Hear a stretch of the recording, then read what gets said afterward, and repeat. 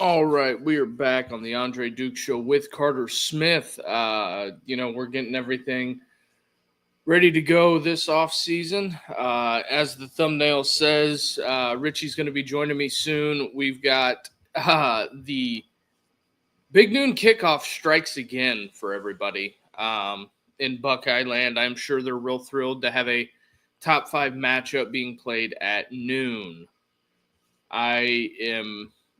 I don't know what else to say other than I cannot believe that Big Noon Kickoff is – I'm not shocked that they've struck again.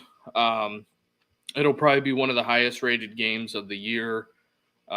Things of that sort are what we got rolling, and it's just unfortunate that that's what it's got to come to.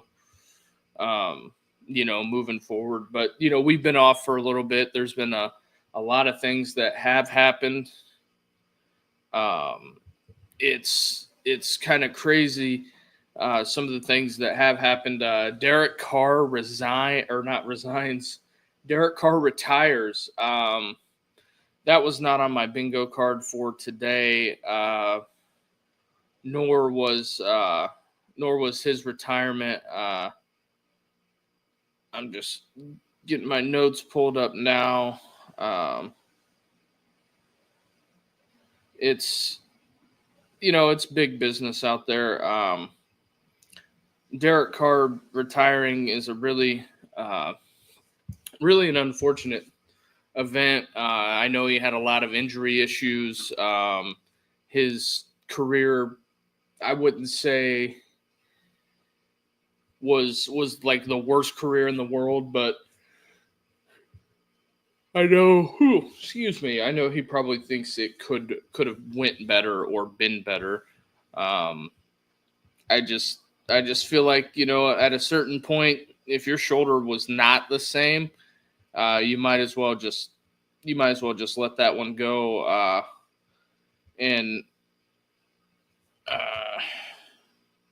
And then what up, Joe? What up, Joe? How's it going, man? Just a few hours ago, Jackson Cantwell, the number 1 player in the country, ranked by everybody, just committed to Miami. I feel like that is something is in the works. So, good for that kid. He's going to get paid. Hopefully he stays at Miami and is a 3 or 4 year player at Miami.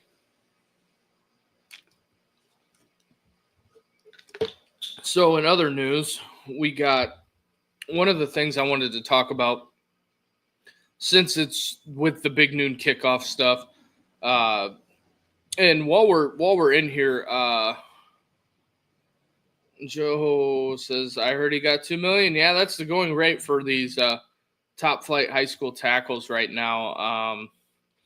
David Sanders at Tennessee, I believe he got a couple million, or I believe he got around 2 million. So that's just something to keep an eyeball on. But these top flight tackles, I mean, if you go look at the NFL draft this year, guards and tackles, it was plentiful in the first round for offensive, defensive linemen. So, I mean, the big guys are important. I know the skill positions are too, but if you don't have an offense or defensive line, you can't win in the NFL. So, I think at some point there is some things that go out there, and they got to get it rolling. So, that's just what it is. So, turning the attention to some of the top 10 upcoming non-conference college football series that are coming throughout the in the coming years. You've got and this was posted by On3. You have Alabama, Ohio State. I'm assuming it's going to be a home and home 27-28. So the Ohio State's got that coming up. Notre Dame renews with Michigan. Ohio State, Georgia, probably doing a home and home. This was really interesting to me.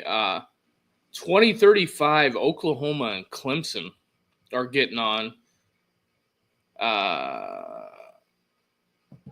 Richie's gonna join in a little bit, Joe. And then Notre Dame, Florida, which I would think that's going to be a heck of a series if Florida stays on their trajectory that they're on. Oklahoma, Nebraska, getting that one renewed. I don't think that's such a bad thing. And another one that kind of just jumped off the page, Colorado in Florida, and then Notre Dame is getting back on the books with Texas. Texas has been to South Bend before. I was actually at that game. And then Alabama, Notre Dame, and then Auburn, Miami getting on the books right at the end there. That is a pretty interesting thing. And as more game times keep getting released, ESPN, of course, is going to have Clemson, LSU at 7:30. Alabama, Florida State, who knows what that's going to be. Sunday night at 7:30, Notre Dame's playing. And then the kickoff weekend, Iowa State, Kansas State, and Dublin, Ireland. Then Boise State on a Thursday, Boise State, USF. Nebraska, Cincinnati, playing in Kansas City for some reason. Georgia Tech at Colorado, Syracuse, Tennessee. So those are some of the notable matchups. TCU, North Carolina is going to be Monday night, September 1st.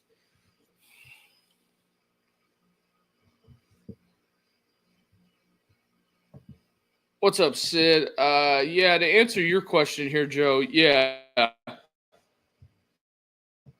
I believe it's 2033 is when Michigan Notre Dame get it back cracking. But very interesting, the some of the crazy things that are going on. You've got the Belichick stuff out there with the girlfriend. I don't know. It's some people can make what they want about that, and he wants to say, well, the CVS, or not the CVS, but the CBS interview was a train wreck. I don't care what anybody says. That was not design what it was. Joe says it's Kane season. LOL, CVS. Yeah, I know. I can't enunciate today, but I'm on the track of, I just think that that's not a good look. And then for the report to come out to say that she was banned, and then North Carolina, let me see if I can get the direct quote from them. That's what I'm fishing for. That, just bear with me. Because they released a statement.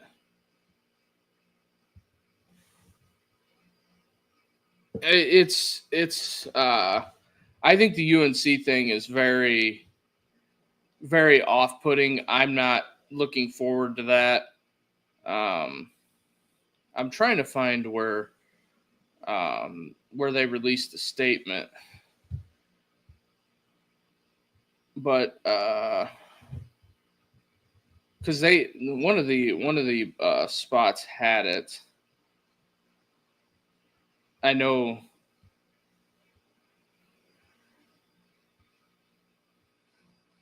That the UNC folks are calling. Do we play UNC next year? No, I don't believe Notre Dame plays UNC.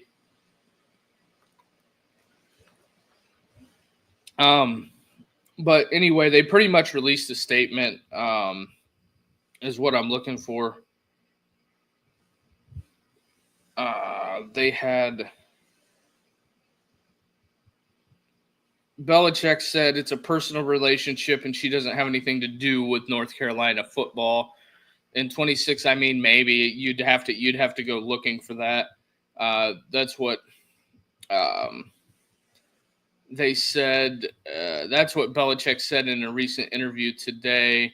But recently, the statement, I can't get it verbatim, but basically, it was that she's welcome, but she doesn't work here. Is basically how I took it.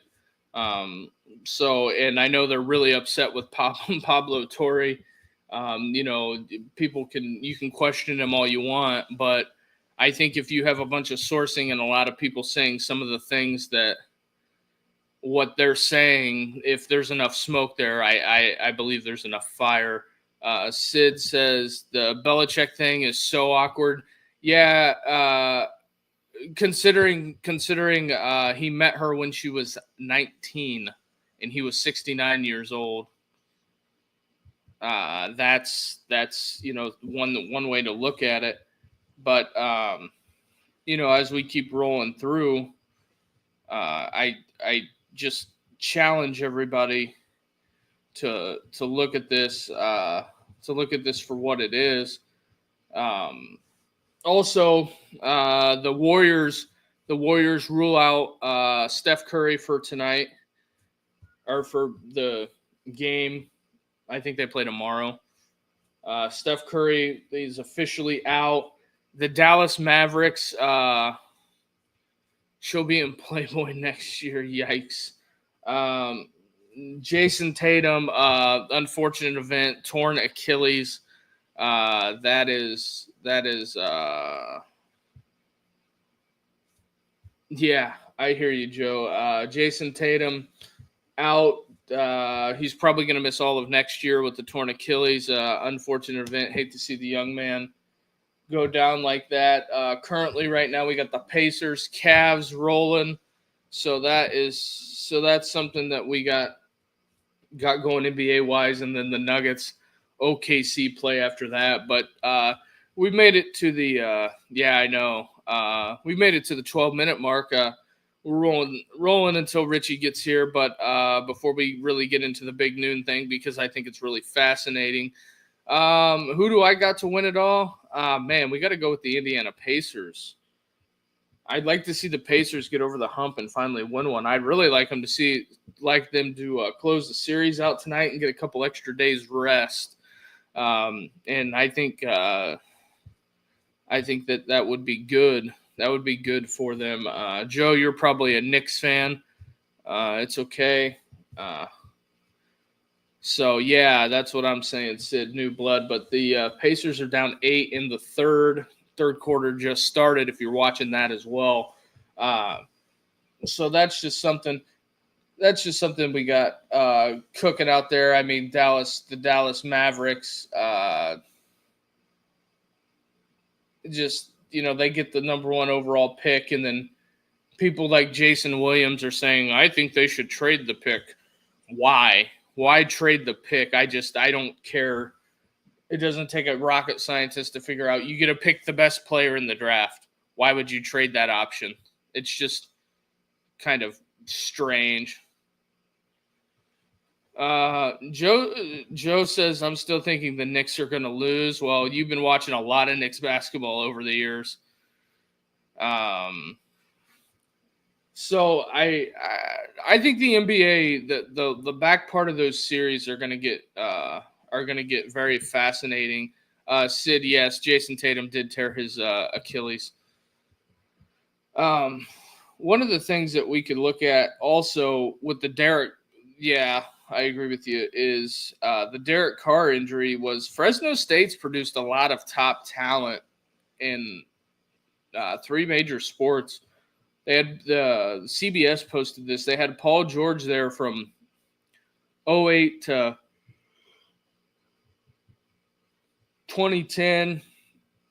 Derek Carr was there from 2009 to 13. Aaron Judge was there from 11 to 13. And Devontae Adams was there from 12 to 13. So 4 big-time athletes out there. So shout out Fresno State for getting it rolling.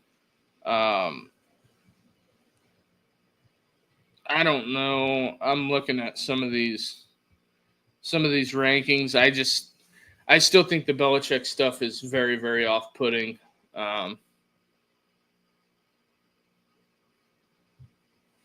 So, yeah, Fresno State is – yeah, a lot of those West Coast small schools are really good at baseball. Also, what we're going to have coming up the pipe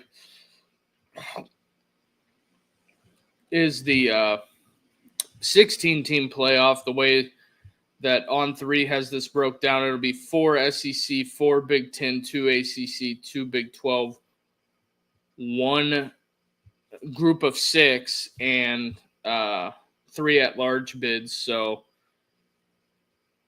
and the Big Ten and SEC could have play-in games, 3 versus 6, 4 versus 5. They got a lot of 12 was too many now. Yeah, because it's I'm telling you, it's the money. The money in those playoff games are just insane right now. I think that they're charging more for ads in the playoffs than what it normally is. But as I'm looking at this, get rid of the conference title games. I'm kind of out on conference championship games because power play by Big Ten, SEC, well, I don't. Here's the thing. The whole thumbnail is the reason why I would not, if I'm a Notre Dame fan, why I wouldn't be like, no, I don't want to be in the Big Ten because I don't want to play every game at noon. That's what it is. Big Noon Kickoff sucks. Their ratings are good because they have the biggest team in the arguably in the best conference playing at noon. I just there's nothing that's going to convince me for Ohio State to for Notre Dame to get into that realm. Why do you want to play every game at noon? I get it. Some people like it. I'm just not in on it. But our main guy, Richie's here. We'll bring Richie into it because I know he's got something to say about this. Rich, what's up, man? What's up, Duke? Happy Tuesday, everybody. Yep, happy Tuesday. We'll do a little reset before we get into this. If you're watching out there on Twitter or YouTube, or if you're watching on Twitter, come on over to the YouTube and hit that like and subscribe button and help us grow this thing. It's the off season, so we got everybody's got things going on. We got graduations, we got everything. So that's just life, and that's just how it goes. So we're doing the best we can to get some stuff out. But Rich, it's been a while since we've talked. Bill Belichick's girlfriend went from being banned to unbanned. Derek Carr retires. I know you're shocked. Ohio State, Texas is on Big Noon Kickoff. Oh man, I am so excited for a noon game to kick off the top 5 matchup, Duke. I mean, I'm so into it. It's so exciting. I am so sick of noon games. Oh yeah, Jackson Cantwell commits to Miami as well. Forgot about that. I think somebody in the comments said he's getting $2 million. Jesus. That's the second. That's 2 years in a row for tackles to have the hit the 2 million mark. Well, those tackles are a very important position on the outside. Dude. You got to have a good, at least weak side left tackle to keep that QB upright. So it's just, I mean, it's kind of like Sid says, good luck Miami, but we got the Cantwell thing out of the way. Derek Carr retiring. How does that move the needle for you? Saints, they're going to be tanking for Arch if he comes out next year. I think that's their play. They're trying to bring the legacy back to New Orleans with, Archie Manning's grandson suiting up in the gold and black. It'll be interesting down there in Nolans. Yeah, Joe here says he tapes 8 games a week to watch. So, It's going to be a rough season down there. I mean, they got Shuck, they got Rattler. I'm trying to think who else they got as their backup, his third quarterback. Sid says, sorry, I thought Carr was already retired. Also, on a little bit on the NBA side, the Pacers are coming storming back in an elimination game for the Cavs. Jason Tatum, torn Achilles, probably most likely going to miss all of next year. Steph Curry officially ruled out for Game 5. And the Dallas Mavericks come up with the first overall pick. Most likely they're taking Cooper Flagg. That's some of the NBA notes, a big notation so far. So that's pretty much where that's at. And then we'll unpack this Big Noon Kickoff thing. Where are you at on the Big Noon Kickoff? I'm over the Big Noon Kickoff. You know, when it was announced yesterday, I was squitting the Twitterscapes, and there was the 05 matchup when VY and the Longhorns came to town, and the pageantry, the illustriousness, I can't even talk, of Texas coming to Columbus, playing a night game. I mean, Brett Musburger said he couldn't even hear down the field when they were playing that game, and the energy being built up for a night game is so much better than a noon game. It's just like, you gotta rush, you gotta get down there, it's not fun. In these noon games, it's hard. It's getting annoying for Buckeye fans. I know it is. Yeah, I don't get it. Why do the thing that I would just like to know is why not just have the same? Why not make it equal? Because stop putting Ohio State, and they do it to Michigan too. Like when Ohio State's off, Michigan gets elevated to the top noon game. They need what they need to do is they need to kind of have a rebrand, have like a 3:30 kickoff for the big game, or try and push it, or have a big noon at the main, the big game of the week, and play them at night. I mean, I don't understand why Fox won't do it. And also, Fox is based out in LA. I don't know why you wouldn't be trying to get the new teams from the conference that just joined on TV more, so people that are in the Midwest markets can at least see them. No, don't want to do that. Well, the Pacers just took the lead.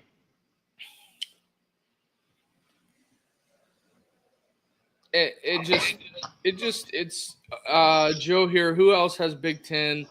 Now that I believe it's NBC and Fox. Yeah, NBC and Fox have it. I think that was just surely because nothing gets it going like the the CBS SEC song, and we will bring you Rutgers in Minnesota at 3:30 in the East Coast market. No one cares. No. Joe lives out east. No one cares about Rutgers football. No one cares about Minnesota football. I'm just sorry, they don't. I mean, people get mad and, well, I'm a fan of that school. Well, you know what? It doesn't move the needle. What do people care about? They care about Ohio State. They care about Michigan. They care about Notre Dame. They care about Georgia. They care about Florida, LSU, Bama. Alabama, Texas. Those are the teams. The Blue Bloods. They're the Blue Bloods. I mean, that's what college football now in today's game. And I'm the only degenerate that probably watches midweek Conference USA and MAC. And all that stuff. No. I do too, Duke. So I just don't know. Your whole we need a blue blood league. Well, I'm just telling you that's what they tried to do that. They tried to do the breakoff thing, and the NFL by putting remember when we had this conversation and we were talking about the whole breakoff thing. It was me, you, and Carter on a podcast, And I said that if they keep pushing this break-off talk, it's going to make them a direct competitor of the NFL. What the NFL do? They put playoff games on Saturday because you know what? It is a big FU college football. If you want to get in our space, we're going to treat you as a competitor. There is not going to be any nice because you're not going to be pulling any of our money. And I guarantee you, Bears-Packers, putting a Bears-Packers game on Saturday up against college football, yeah, that's saying that is us flexing our love muscle, saying ours is bigger than yours. Agreed, Duke. And I just don't know what the people of college football aren't understanding. They need to move the calendar up 3 weeks so we can avoid this. I am a total agreement with that, Duke. Like we've talked about before, move it up 3 weeks. The granddaddy of them all is the Natty. That's it. And everybody knows. Everybody knows you can move it up 3 weeks, and I don't think anybody would care. Gigolo Joe said he would watch that CFB in that example. That'd be a perfect example. I mean, that'd be a perfect model.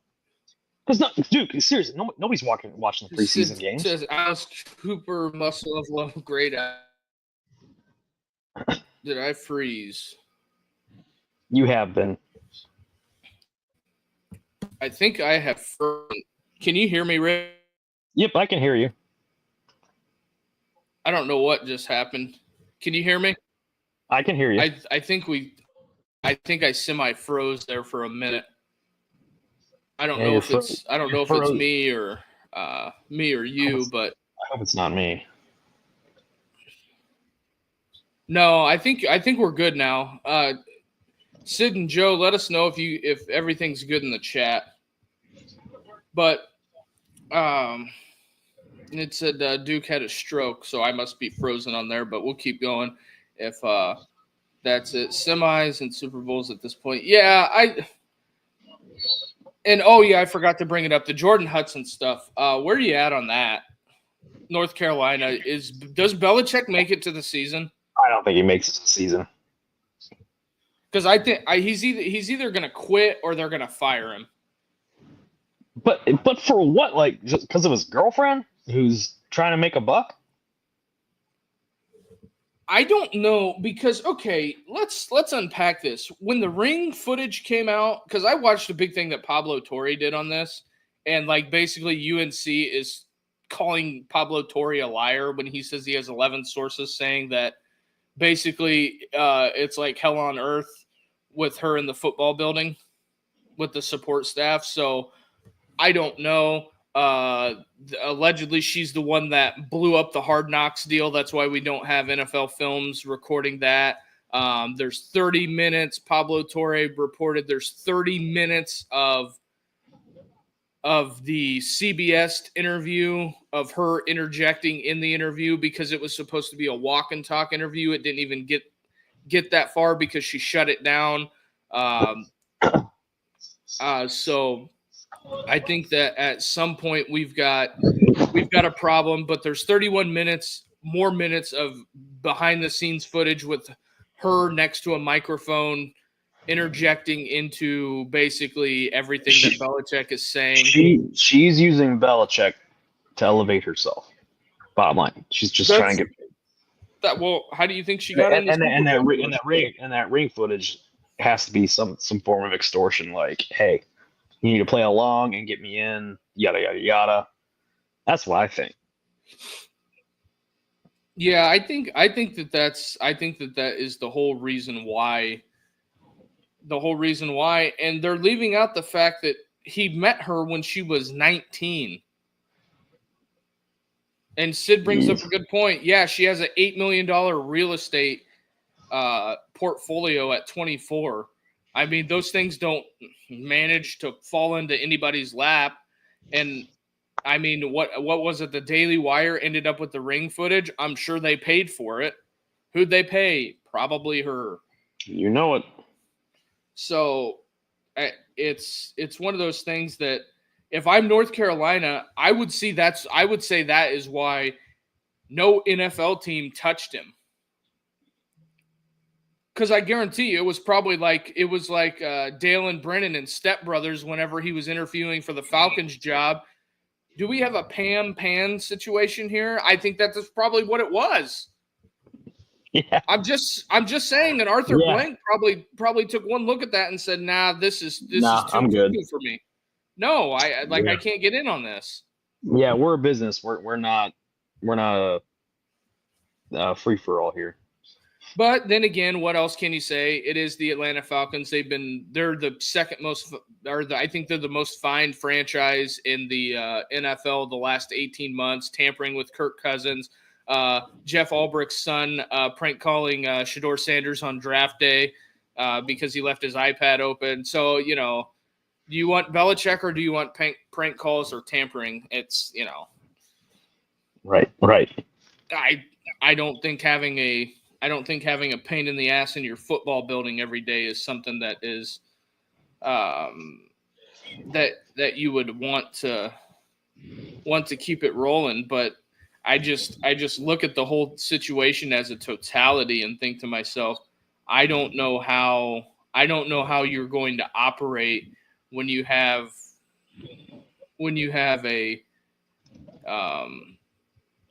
issues like this. And then also, we didn't even touch on it, and I know it's more of a Steel City topic. Also, Joe Klatt tweeted out a day ago, beyond excited for this game, talking about Texas, Ohio State at noon. Thoughts, Rich? Are you on Joe Klatt's side? As much as I love Joe Klatt, I'd have to disagree with him because I am not excited about a 12 noon kickoff. No. The atmosphere at the Horseshoe when it's a night game it's amazing. I mean, it's a different feel versus when you go to a 12 p.m. game. Everybody's been partying all day. They've been tailgating. They're getting all that build up leading up to kickoff. It's different, man. It's frustrating as a Buckeye fan. Oh, great, another noon game. We got Texas at noon. The game at noon. Well, the game's always been at noon, but that's neither here nor there. But with the SEC coming to town, you got to bring out the big guns. You got to be able to flex your muscle, Big Ten, and show how it's done. I mean, look at the playoff when they played Tennessee. Look at that atmosphere, how it was playing Tennessee in the playoffs. Oh, I know, it's unbelievable. I just do not get. I do not get the. It doesn't make any sense. And then also you have. Did you see Sid's comment down there? Yeah, I didn't He's read right. it. He's right. I can't wrap the old gourd around the thought of why wouldn't you've seen what the playoffs were last year with the Tennessee games, but hey, Sid, you're right, brother. You wrap your mind around what Tennessee would be. It's just like, why are you doing this? No one wants this. The only people that want this, and also you're alienating half the country. Do you think the people in LA are getting up at 9:00 on a Saturday to watch Ohio State, Michigan? Or not No. Ohio State, Michigan, Ohio State, Texas? I get it, but I'm just saying, come on, guys. We've got to do better. But Duke, it all comes down to the almighty dollar. I get it. Dollar bills aren't white and black; they're green. So, but can we just have a little, just some type of Joe lives in California. SEC or USC blew up the Pac-12 for what, money? Yeah. Well, the Pac-12 was on life support because they didn't have a TV deal. And realistically, if they would have, and what would have kept everything together is if the Big 12 would have just took Oregon State and Washington State. That would have solved all of this. Yeah. Because Stanford and Cal were going to the ACC, I think, no matter what. I don't think you were stopping that train from leaving the station at all. No, and like to your point, Duke, like they need to figure something out. Well, and Sid and Joe are going back and forth about the USC thing. Oh yeah, USC is having internal fighting. I have heard that not from just you guys. I've heard that from other people. USC is like having an all-out civil war right now because one, they punted a conference that everybody liked to be in. Two, they've now got into a conference to where they're not a top dog. Three, they have no leverage, and they're spending so much money on travel right now. Yeah, going cross country and I'm bringing all the equipment and everything. And the other thing with USC is that Lincoln Riley has completely alienated the local high school football coaches because he's locked up practice and it's not open like it was when Carroll was there, or even when Sark or Lane were there. So I think that it is it's what it is. It's USC. You've made your bed. Now you're gonna lie in it, and you have a cosplaying head coach in Lincoln Riley that has been pretty much a total fraud. I know for some reason Carter loves him, but was it worth getting him? Was it worth it? It's showing that it's not been worth it because they've been mediocre ever since they've gotten him. They haven't even sniffed they've never made the college football playoff. No. Yeah, you can say, oh, he's produced a Heisman quarterback in Caleb Johnson, but Caleb Williams. Sorry. Caleb Williams, yeah, that's about it. And how much are they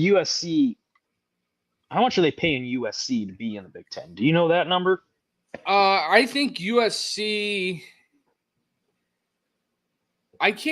I would have to look at the particulars. I'm pretty sure Joe, if you could look that up and get the particulars on that, I think between the four that joined, it might be Oregon.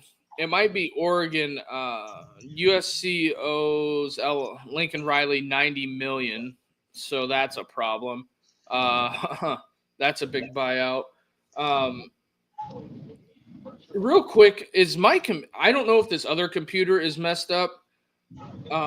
The Cavs are getting killed right now in an elimination game. They maybe hit one field goal within the last 8 minutes. But the one thing that we were looking for, Joe, is who are the two full members of the Big Ten? Is it USC, UCLA, or is it Washington, Oregon? Because I know out of those four, there's two of them that are only receiving a partial payment. And then not everybody's like a baller like SMU and not taking any TV money. SMU's paying their whole way to be in the ACC for like the first 2 years. First couple.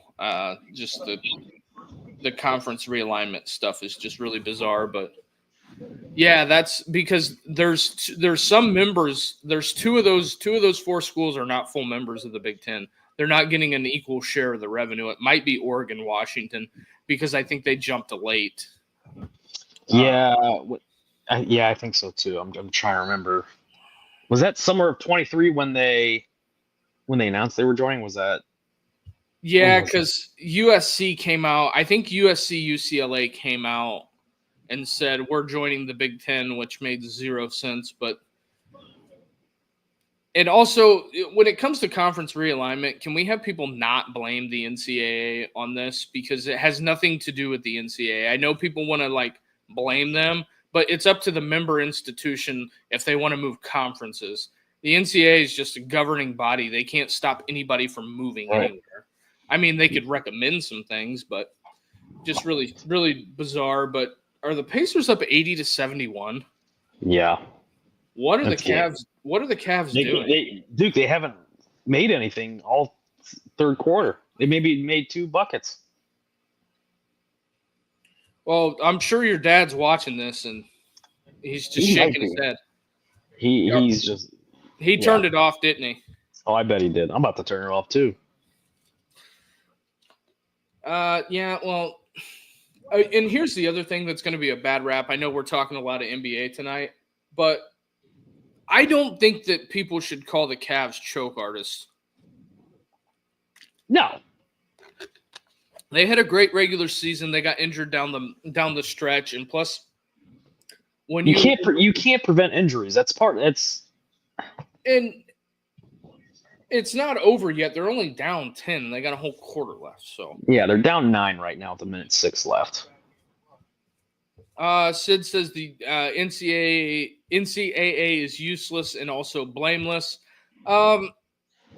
When it comes to NIL, I think that they've just washed their hands of it. So yeah, they don't want any part of it. They're just like like you said, we're done.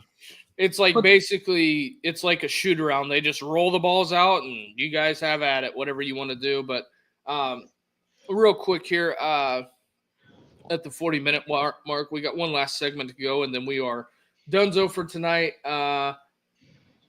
Going to try to get one in tomorrow, but if you're watching on Twitter, come on over to YouTube, hit that like and subscribe button, and the more likes we get, it helps people see our products. So the more you guys like that button, it helps us grow this show. So with that being said, hit that like and subscribe button, but I got some internet notes for us. The way too early 2026 draft class for quarterback, the prospect list reads as follows. Fox on CBS put this out. Arch Manning 1, Drew Aller 2, Lenoris Sellers 3, Garrett Nussmeier 4, Nico 5, Cade Klubnik 6, Carson Beck 7, and Rocco Burchett 8. Any objection? Never heard of Rocco Burchett, so I don't know where's he at. He's at Iowa State with Matt Campbell. Okay. Keep an eye on him. Arch, yeah, I mean, he'll be the consensus number 1 overall to the Saints. Who'd you say was 2? Drew Aller. Yep. Probably be a Brown. I doubt it. Klubnik? The Panthers are going to suck, so they're going to get another quarterback. I don't know. I'll be interested to see what Carolina is this year, because Bryce Young looked a lot better than what he did previously in the last couple games he played at the end of the year, in my opinion. Yeah. But, hey, I mean, he has the shiny new whiteout in Tech McMillan, so – and we've heard some talk about how his route running and everything isn't really the greatest. Well, if they can light up the scoreboard, I think they'll be okay. I think they got Xavier Leggett out there too, at wideout in the old timer Thielen. Yeah, I think Carolina has some pieces. The South is, well, I mean, to me the chalk favorite to win it has got to be Tampa Bay at this point. Yeah, I would hope so. For my sake, I mean, they have the talent on offense. Defense, they did get Morrison in the second round. I'm anxious to see how well he is. You know, if he didn't get injured, Duke, he would have been a top 10 pick. Yeah.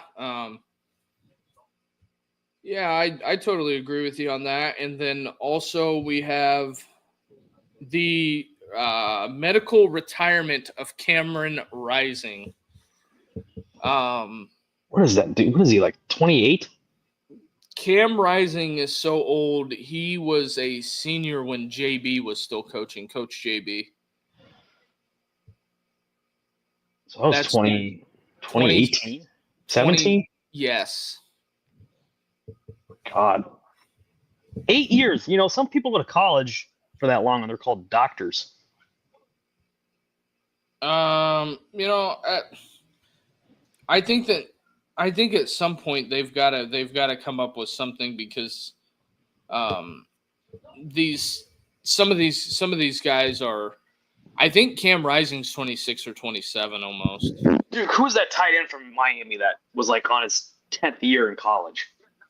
See, because what screwed everything up was the COVID thing, and then also what has screwed everything up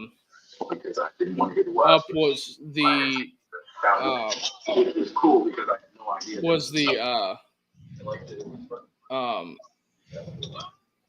COVID and then the red shirting. Yes. So that is what has been the issue.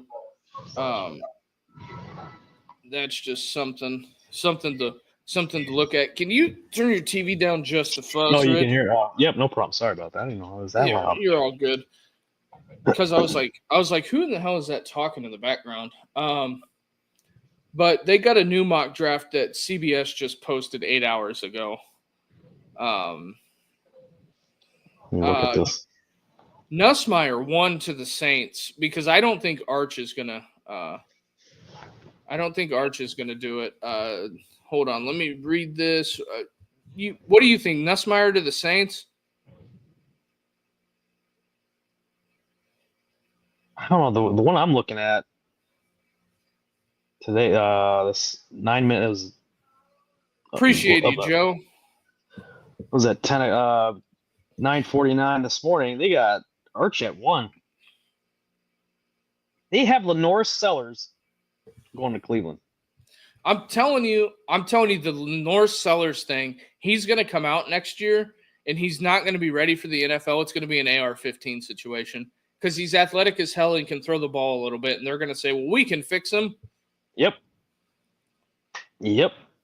And we all know how athletic quarterbacks are in the NFL. They don't last long.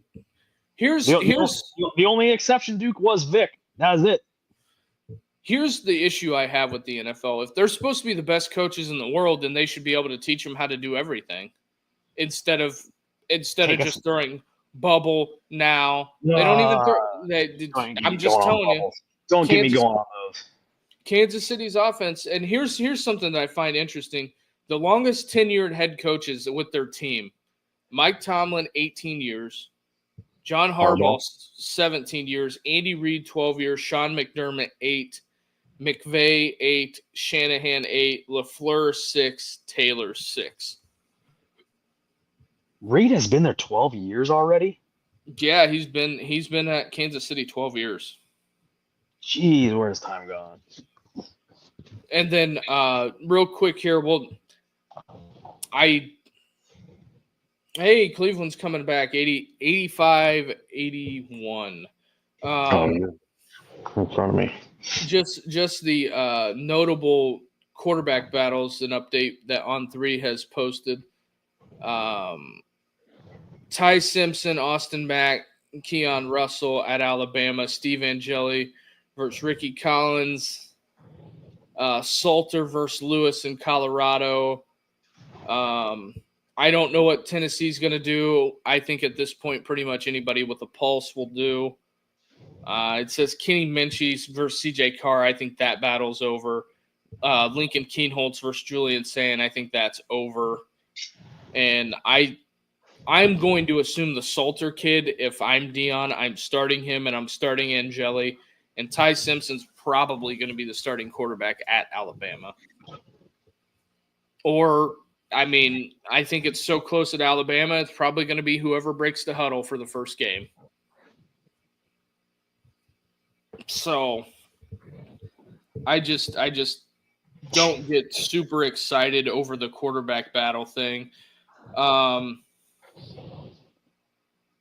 Notre Dame's home schedule, they have a graphic on their official Instagram. They've got Texas A&M 7:30, Boise State 3:30, USC 7:30, Syracuse 3:30, Navy 7:30, NC State 3:30, Purdue 3:30. That is the whole reason why. I get it, Sid. I know Navy at night, yuck. Not a big fan. But what do you want to do? You want to play Purdue at night? I think Purdue might be better than Navy next year. Yeah. So that's just that's just some of the side notes we got rolling. The 16-team playoff, it's whatever. Yeah, everybody gets in now. So I mean, it's like the Hall of Fame, the Hall of Very Bowl. Yep. But they did have they got Jeremiah Love on threes, posted a running backs graphic. Jeremiah Love, number 1 running back in the nation. Hughes from Oregon, Allen and Singleton at Penn State. Those are your top 4. It's going to be very, very interesting. I think that's what that's got rolling, and then and what is going on with Trey Hendricks and the Bengals? It sounds like that is turning into an absolute nightmare. Yeah. Did you know one of the rookies hasn't signed his contract yet because he's holding out? It's not over money. It's over the language in the waiver. Because 31 other teams cover them in rookie minicamp. Cincinnati does not. See, I didn't know that. That's why his agent and them. That's why his agent and him have not. That's why they haven't signed that waiver to go to rookie minicamp. He's there. He's just like, change the language so I'm covered. Because he's a first-round draft pick. If he gets hurt during minicamp, his contract's void. Why? If you're Cincinnati, why wouldn't you change it? And Mike Brown, I don't even know if that guy is even coherent. Yeah, I was just about to say that. Yep. Does he know what day it is? Does he know who he drafted? Yes. And then CBS got the post-spring Heisman odds. I don't know what your thoughts are on the Heisman odds, but it's got Garrett Nussmeier leading the way. I told Carter he's probably going to be the number 1 QB this year. So it's Nussmeier, Arch Manning, Cade Klubnik, Jeremiah Smith, and I know Jerry Emick ain't doing anything. We all know that. Julian Sand, Lenora Sellers, DJ Lagway, Drew Allard, Dante Moore, Carson Beck, John Meter from Oklahoma, ex of Washington State. We're getting close, Duke. We're almost there. We just gotta get through May and training camp. Well, OTAs. Yeah, it's very off-putting. That 2020 recruiting class is funny. Wasn't Trevor Lawrence in that class too? No. Dude, I'm talking about Julian Fleming's. Fleming. Yeah. Oh, yeah. Notables: Julian Fleming, DJU, both undrafted, 5 stars. DJU at the Chargers. So I think that's somewhere where we're at, and they bring up old stuff like Lane Kiffin getting fired on the tarmac. Do you think the NFL should entertain the draft lottery? No. I think whoever, you're playing for the number 1 pick, the team that wins gets the number 1 pick, not the team that loses. Let's say it's like 2-15, the 2-15 Saints and the 2-14 Saints and the 2-14 Panthers are playing. Whenever that game gets the number 1 pick. Yeah, I look at this. We got 6 minutes left. We'll roll down this Pate State preview. I think it would be dumb as well. Just keep doing it the same way. But also, my thing is that the draft needs to be streamlined. Joe here, Big Ten revenue rocketed to $928 million, and the conference distributed $63.2 million to each of its 12 largest standing schools during the 2024 fiscal year. We'll throw you on the screen, Joe. Appreciate it for everybody, for Joe looking this up for us. And yeah, I mean, the Big Ten almost made $1 billion last year. So that's quite a chunk of change there. And think about that. Northwestern got $63 million because they wear a Big Ten emblem, and they do nothing for nobody.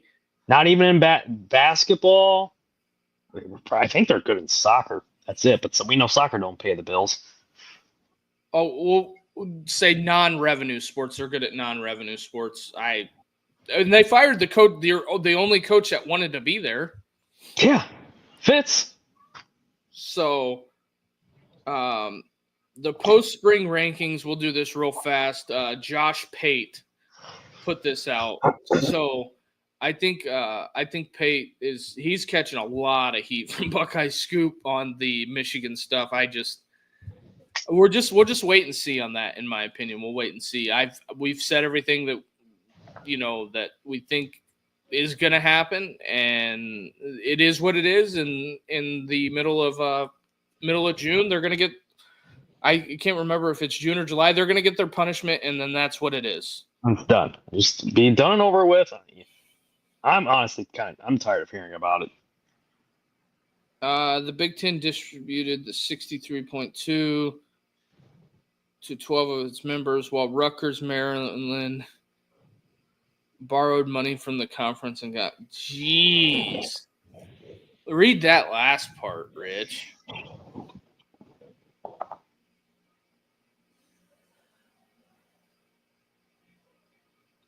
Rutgers and Brown Peter is getting a participation award.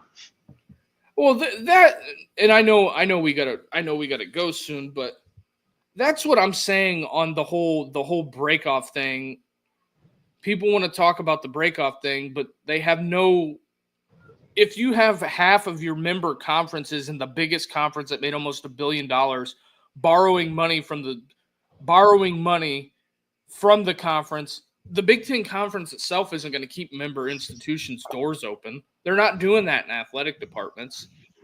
It's not going to happen. But yeah, Joe's right. They're good schools academically, but on the football field is what generates the dollars and donuts, and they ain't hacking it. I mean, I'm not taking a dig at Greg Schiano or Mike Loxley, but you got to look at where they're at. They're fighting an uphill battle. You're fighting an uphill battle. Like if you try to recruit a kid from not even Southern Ohio, but like Northern Ohio, like Akron area, they're going to say, well, where's Maryland at? The DMV. Where's that at? I'm just saying. But we'll get into this Pate poll real quick, and then we got to roll, Rich. Clemson 1, Texas 2, Penn State 3, Alabama 4, LSU 5, Notre Dame 6, Oregon 7, Ohio State 8, Florida 9, Oklahoma 10, Georgia 11, Miami 12, Arizona State 13, shocking. Texas A&M 14, Illinois 15, Ole Miss 16, Georgia Tech 17, South Carolina 18, Michigan 19, and Texas Tech 20. Post-spring rankings by Josh Pate.